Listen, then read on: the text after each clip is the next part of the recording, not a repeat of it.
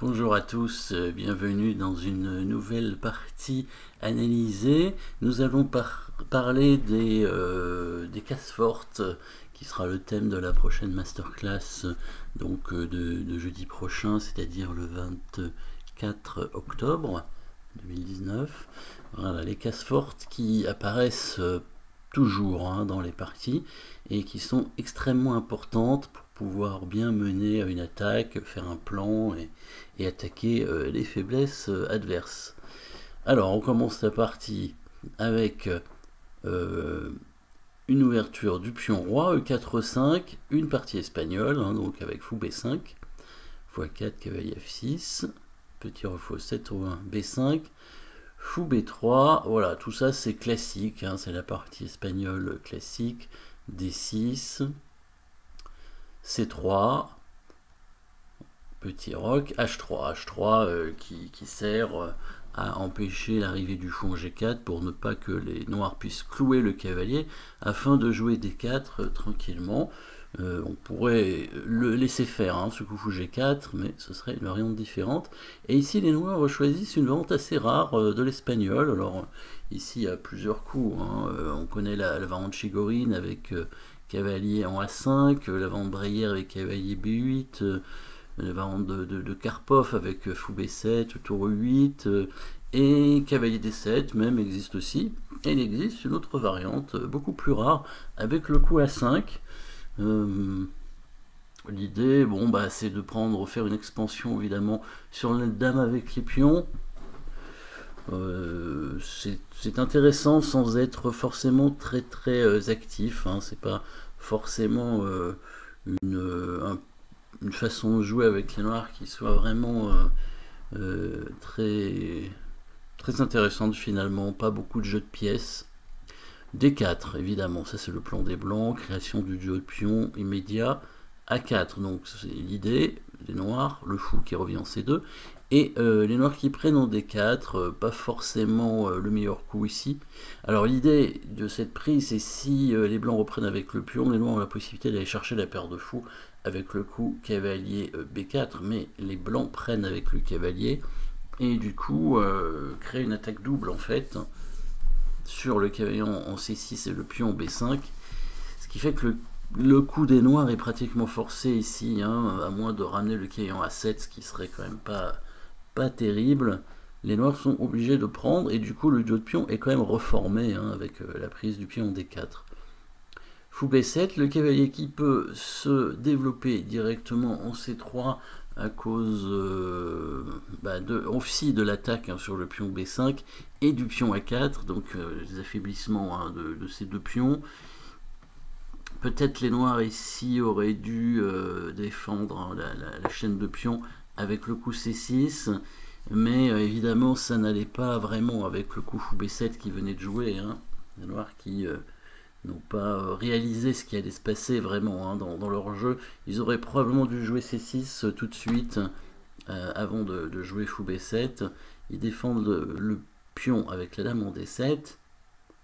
A3 pour fixer le pion B5, qui n'était pas nécessaire parce que le pion ne pouvait pas vraiment avancer pour l'instant. Sur B4, il y avait toujours le pion A4 qui était attaqué, mais c'est toujours utile de fixer. Peut-être que le coup D5 aurait été jouable avant. Là, les noirs ont encore la possibilité de jouer C6. Et là, ils jouent G6. Alors, G6, c'est assez étonnant, mais probablement c'est pour fermer la diagonale du fou blanc.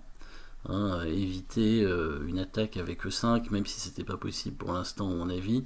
Je pense que c'est quand même un peu affaiblissant. Alors évidemment, le fou noir va pouvoir revenir, probablement fianchetto sur G7, mais ça laisse quand même, par exemple, un passage avec le fou en H6. À mon avis, ce coup G6 est quand même assez affaiblissant.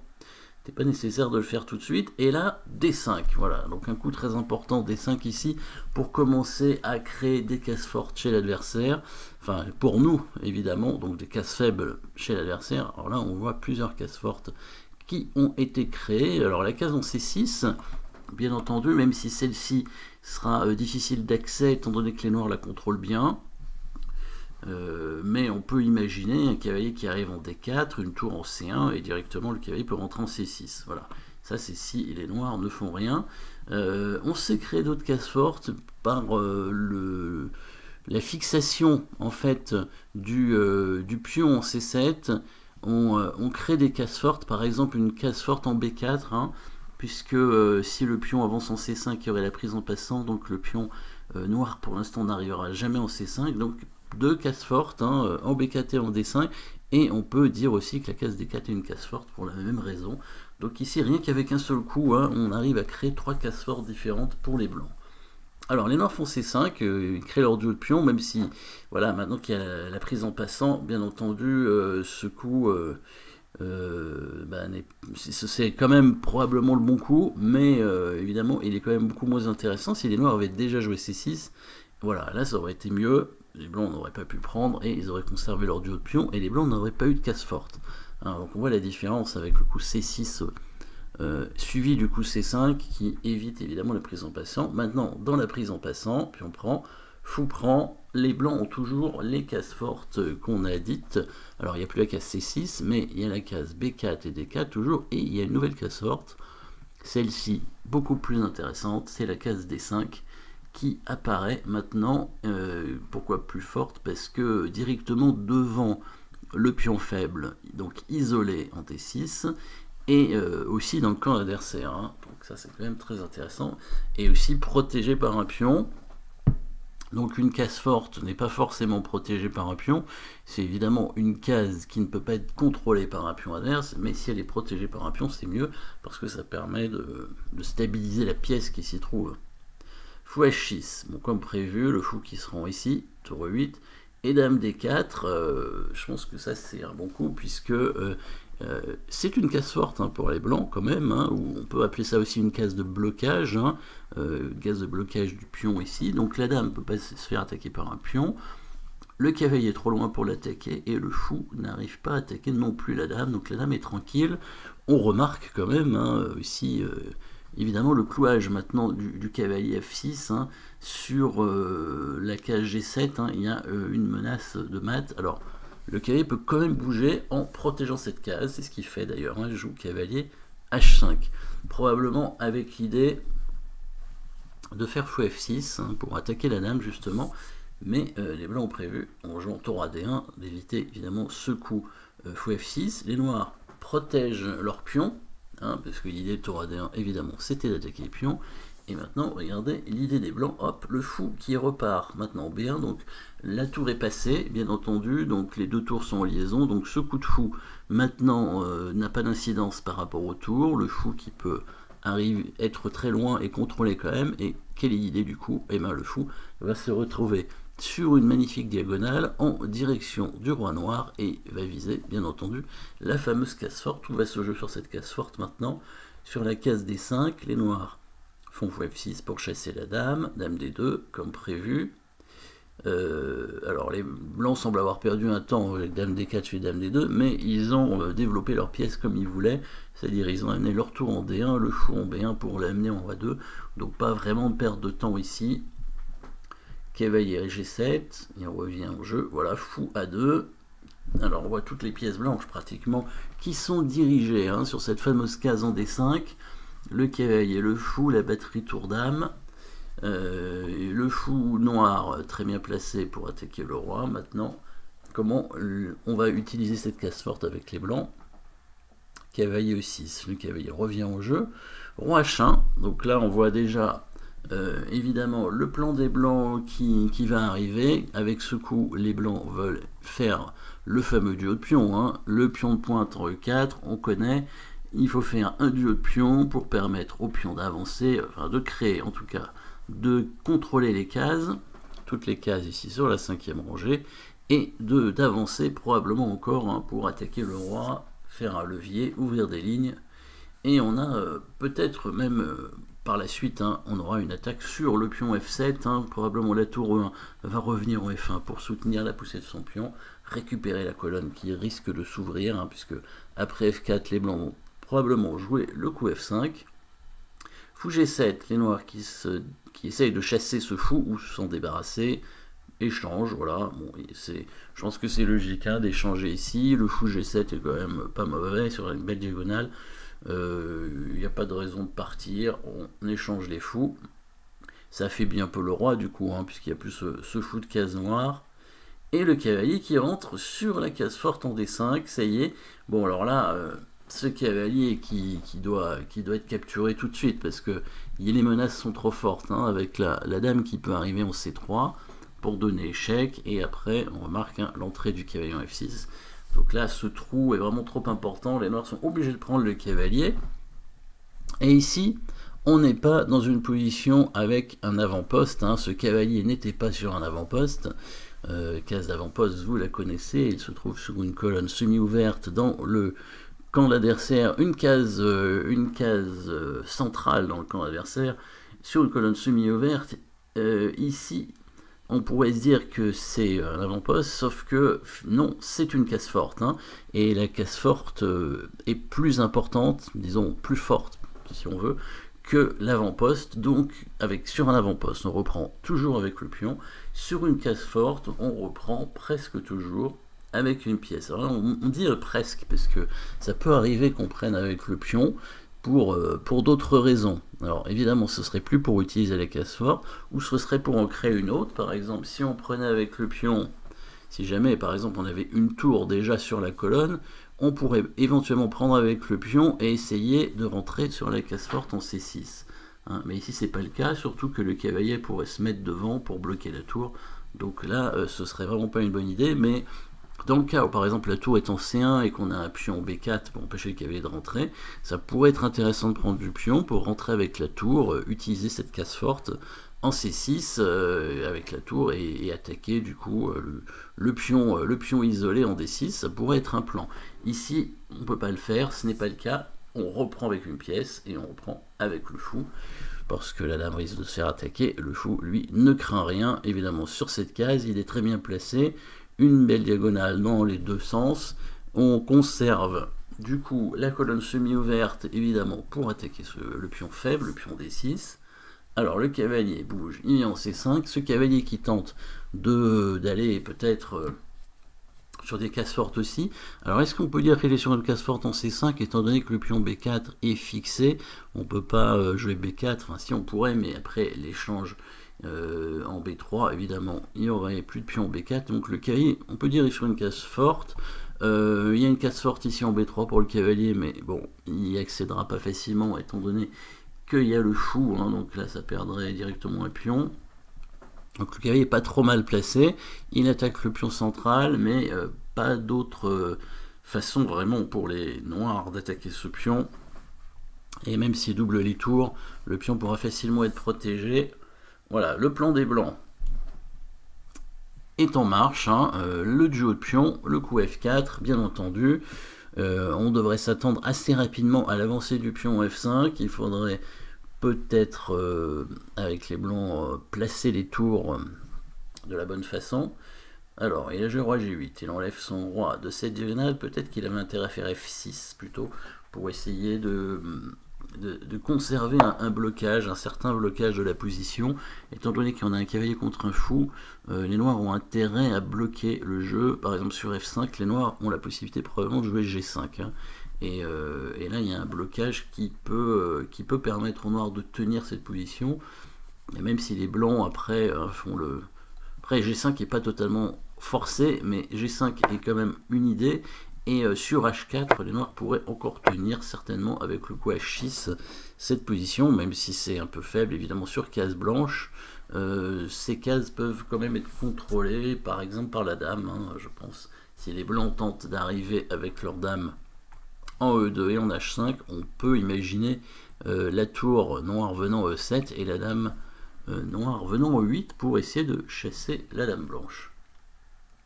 Et comme les blancs n'ont pas de cavalier, pas moyen vraiment de rentrer sur les cases fortes, hein, créées sur les rois chez les noirs. Donc probablement c'était ce qu'il fallait faire.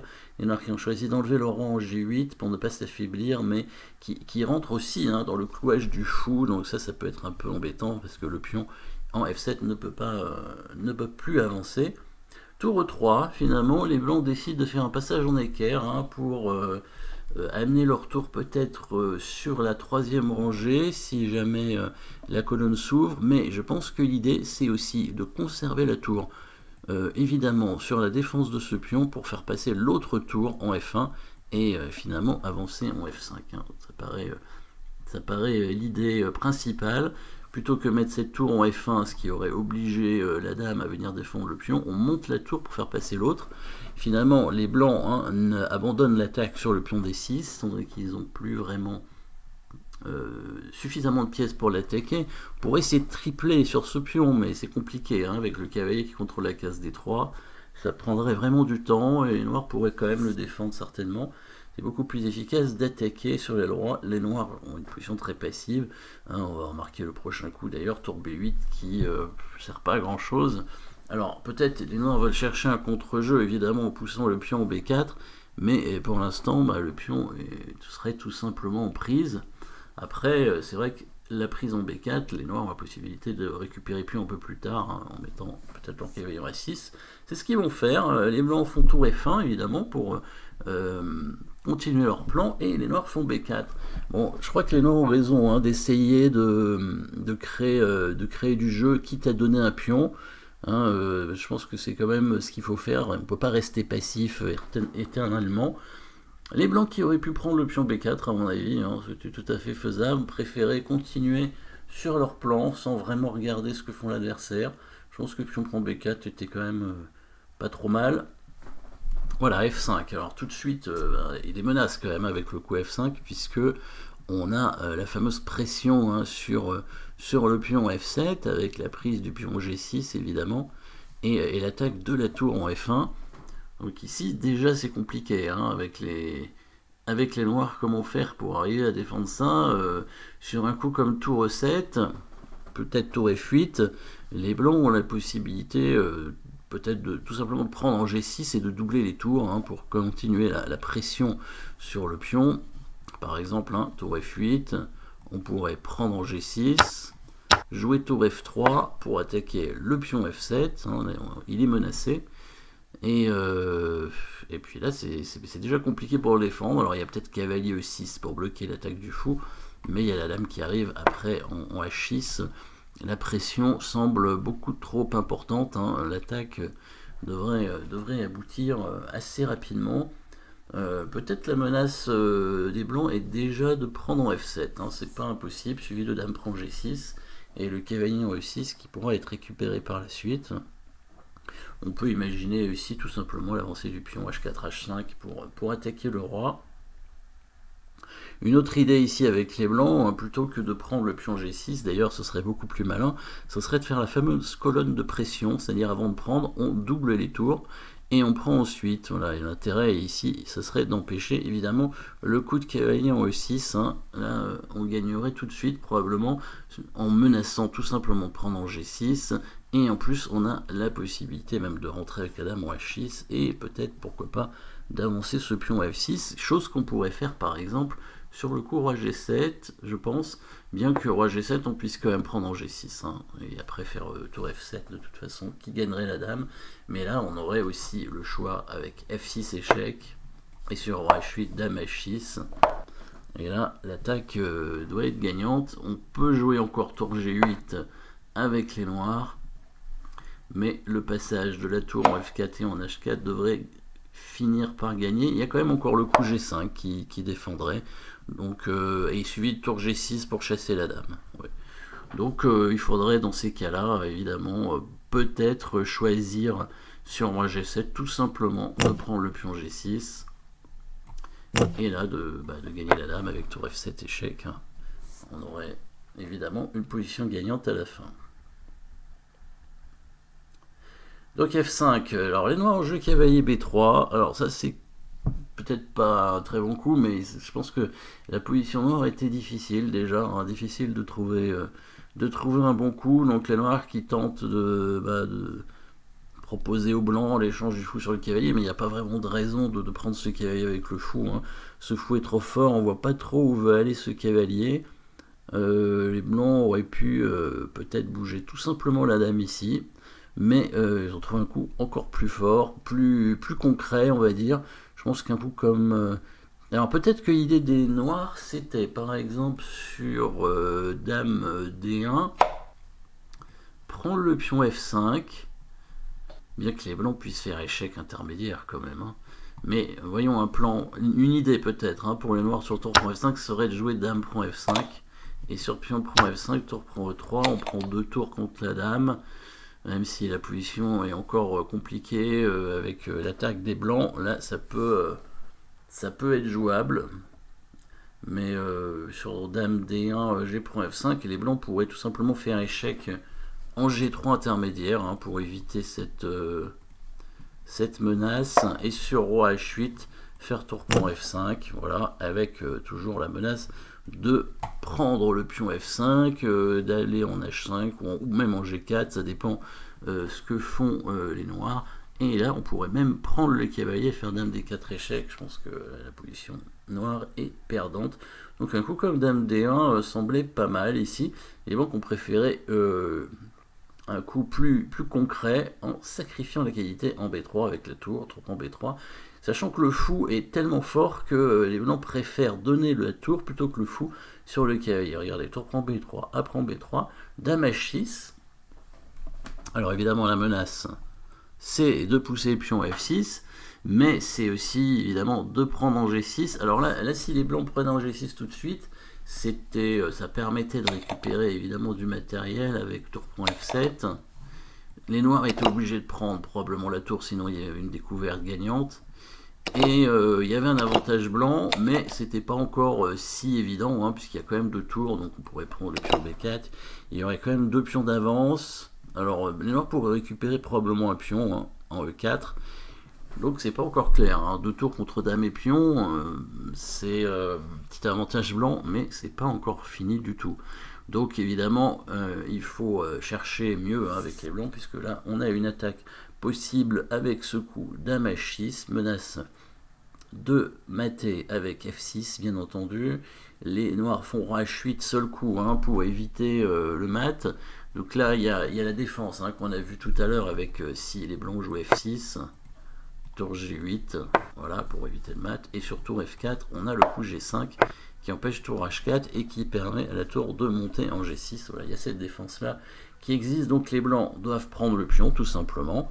Menace en mat, obligé de reprendre, et tour F7, voilà, qui gagne la dame, mais cette fois on conserve le fou, obligé de prendre, fou prend, menaçant encore de prendre en G6, par exemple ici, si les noirs prennent en A3, on prend en G6 avec le fou, menace mat en H7, tour E7, alors sachant que fou prend tour, évidemment, serait pas bon. Quoique, si, fou prend tour serait jouable en fait, puisqu'on menace mat. Oui, ce serait possible en fait, puisqu'il y a la menace de mat, on n'a pas le temps, les noirs n'ont pas le temps de prendre le pion B2, donc les noirs seraient obligés de prendre en E8, on pourrait reprendre en A3, et les noirs descendraient en B2, et là on pourrait pas empêcher le pion d'à la dame, donc ce serait quand même dangereux pour les blancs, je pense que ce serait un peu embêtant ici, hein, parce que finalement, si on ne peut pas prendre le pion en A3, ça veut dire que le pion A3 va aller en A2, et ce pion est protégé par un autre pion. Donc là c'est compliqué, il n'a qu'une case de fer dame, donc là probablement c'est pas gagnant du tout pour les blancs ici. Donc il faut prendre le pion G6 pour menacer mat, tour E7, et là la pointe serait fou prend H7, hein. Fou prend H7 qui menacerait probablement un mat si les noirs avancent le pion en A2. Alors ça menace pas mat, mais ça menace quand même après A2. Fou F5 échec. Roi G8, fou E6 échec, bien que ce soit pas si clair ça, hein, cette position. Tour prend E6, dame prend E6 échec. Encore une fois, hein, le pion a une case de fer dame, c'est quand même compliqué. La dame peut revenir, bien entendu, pour empêcher le pion d'aller à dame, mais il me semble pas que ce soit si évident à gagner cette position. Peut-être que les noirs auraient dû jouer comme ça. B prend A3. Et fou prend G6 et pas forcément le meilleur coup dans cette position. peut-être que sur B prend A3, les blancs avaient un meilleur coup qui était par exemple le coup de dame en G5. Ça paraît mieux. Donc la menace serait de faire échec et mat avec dame F6, tout simplement. Et cette fois, sur roi G7 pour parer le mat, on peut prendre la tour. On peut prendre la tour, et si on reprend, cette fois on peut prendre le pion A3, puisque sur le coup B2, on a le coup dame B5, qui permet de gagner le pion, empêcher d'aller à dame et de gagner le pion. Et si les noirs ici avancent le pion en A2, donc la différence c'est qu'il nous reste un fou quand même, et donc là on va créer des menaces avec les blancs, dame E7 échec, obligé d'aller en H6 pour éviter de se faire mater, dame F8 échec. Là, c'est pareil, je crois qu'il est obligé d'aller en H5 pour éviter le mat. Je pense pas qu'il évite le mat quand même. G4 échec. Si on vient en H4, on a le coup roi G2 qui permet d'éviter la promotion dame sur échec et qui menace mat. Donc le roi noir serait obligé probablement d'aller en G5 ici, pour ne pas se faire mater tout de suite. Dame E7 échec. Et sur roi F4, on pourrait prendre en D6 certainement, et attaquer la tour. Et sur roi H6, est-ce qu'il se fait pas mater avec G5 échec? Roi H5, presque mat, dame prend H5 échec, roi prend G5, dame prend G6 échec, pas tout à fait mat. Roi F4, dame prend D6 échec, voilà, on ramasse tout sur échec. Roi E3, bon, on pourrait déjà prendre la tour peut-être, mais bon, ça lui permet quand même de faire dame. Donc c'est peut-être pas si simple, mais il doit y avoir plus simple avec les blancs. Par exemple, dame C5 échec. Roi D2, dame C3 échec, voilà. Et puis le fou qui arrive en H5. Mais là, il va se faire mater, je pense. Ouais. Roi F2. Bon, tout ça, c'est long, évidemment, mais bon, il y a tellement de pièces d'avance que, avec dame et fou, on se doute bien que les blancs avaient une attaque gagnante. Donc, sur fou prend F7, malgré tout, B prend 3, tel meilleur coup. Il fallait encore que les blancs soient précis dans leur marche à suivre par la suite. Il a joué tour E7, qui perd tout de suite, puisque on peut tout simplement prendre le pion en B3. Voilà, c'était le seul danger des blancs, c'était ce pion.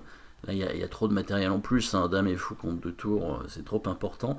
Voilà, sur B prend A3, et ben on peut reprendre tout simplement, le fou n'est pas attaqué, étant donné qu'il y a la menace de mat en F8 ici, enfin la tour ne peut pas bouger. Il a joué quelques coups, tour prend E4, fou F7, on revient attaquer pion G6 maintenant. Il n'y a plus de danger, il n'y a plus de pion passé chez les noirs. Tour E7, fou prend G6 tout simplement, tour G8. Le fou qui revient en D3 tranquillement pour conserver l'attaque sur H7. Les noirs qui poussent leur pion, les blancs aussi. De toute façon, le pion passé des noirs est bloqué, puisqu'il y a le fou en D3. Il n'y a plus qu'à avancer le pion, tranquillement. Il va aller au moins jusqu'en A6 et après on va amener la dame certainement pour défendre, voire faire un échec pour clouer une pièce. Les noirs qui n'ont plus de coups, voilà, les noirs qui ont fini par abandonner. Donc cette partie qui a été gagnée principalement grâce à la case forte sur la case D5 que les blancs se sont créés, et donc ils ont repris évidemment avec une pièce sur cette case pour la conserver. Par la suite ils ont fait leur duo de pions. Voilà, qui a permis donc de créer une attaque sur le roi, puisque ça a ouvert des lignes et ça affaiblit la position du roi noir. Voilà, merci d'avoir suivi cette vidéo et à très bientôt. Et je vous attends aussi pour la masterclass de jeudi prochain. À bientôt.